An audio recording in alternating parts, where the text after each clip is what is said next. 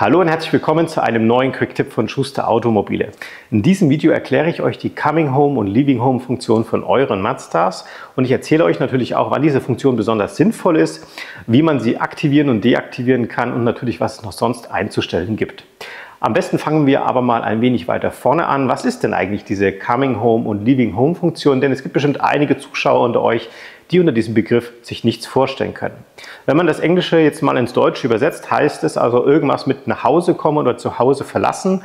Und tatsächlich kann man das schon ganz gut hier übertragen, denn dieses Fahrzeug hier leuchtet euch den Weg aus, wenn ihr das möchtet, wenn ihr das Haus verlasst oder natürlich nach Hause kommt. Und die Funktion ist natürlich besonders sinnvoll, wenn es eben draußen dunkel ist, idealerweise natürlich in einer dunklen Garage, vielleicht keine richtige Beleuchtung oder draußen irgendwo ohne irgendeine Straßenlaterne. Und dann wäre es natürlich besonders praktisch, wenn euch das Fahrzeug hier noch ein wenig den Weg ausleuchtet, damit er nicht irgendwo stolpert oder irgendwas überseht. Und genau das bietet Mazda euch bei den aktuellen Modellen an und nur die wenigsten Kunden nutzen diese Funktion oder wissen eigentlich, dass es diese Funktion gibt.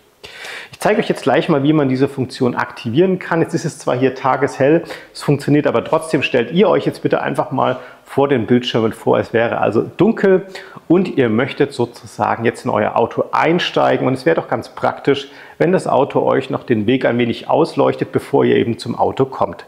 Besonders sinnvoll ist diese Funktion zum Beispiel auch, wenn ihr in der Tiefgarage seid und nicht mehr so genau wisst, wo ihr das Auto geparkt habt, dann kann man einfach das Auto hier mit der Fernbedienung schon mal öffnen und dann, genau dann, wird das Auto schon mal das Licht aktivieren. Wir schauen uns das jetzt mal an.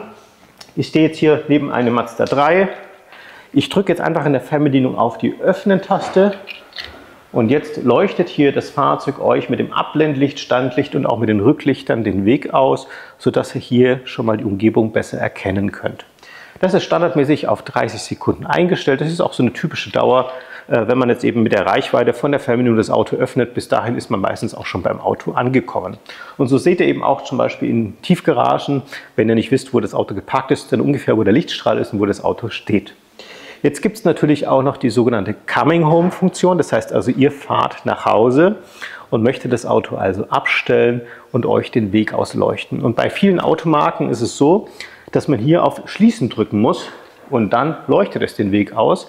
Mazda hat das allerdings ein wenig anders programmiert und das zeige ich euch jetzt mal innen im Fahrzeug, wie ihr diese Funktion aktivieren könnt.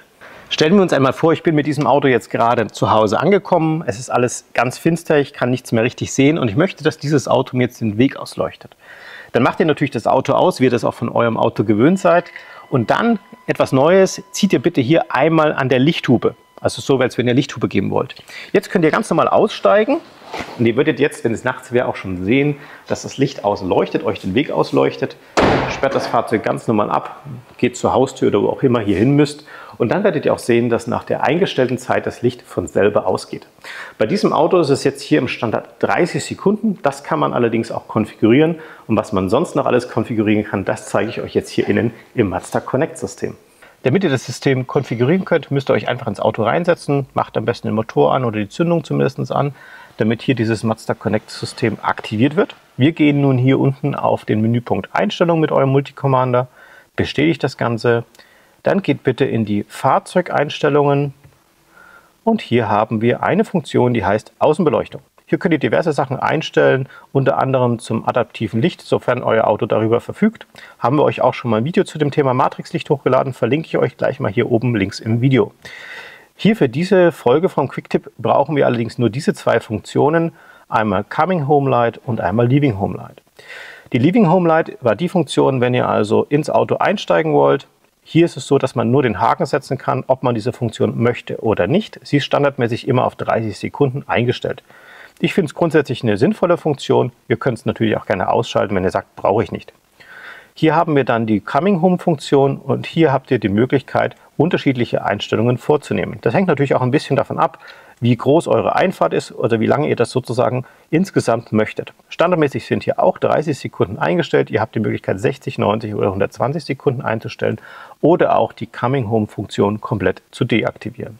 Dadurch, dass man sie allerdings über die Lichthupenfunktion manuell steuern kann, macht es eigentlich wenig Sinn, hier auf Aus zu gehen, denn eigentlich ist das eine schöne Variante, wenn man eben in bestimmten Situationen es etwas ausleuchten möchte. Ich hoffe, ich konnte euch mit diesem Video mal wieder einen wichtigen Tipp geben, den ihr vielleicht noch nicht kanntet. Wenn ja, würde ich mich riesig über ein Like von euch freuen. Denkt auch dran, unseren Kanal zu abonnieren. Das ist absolut kostenlos für euch. Und denkt auch dran, die Glocke zu drücken. Dann kriegt ihr immer eine Info, wenn wir ein neues Video hochgeladen haben.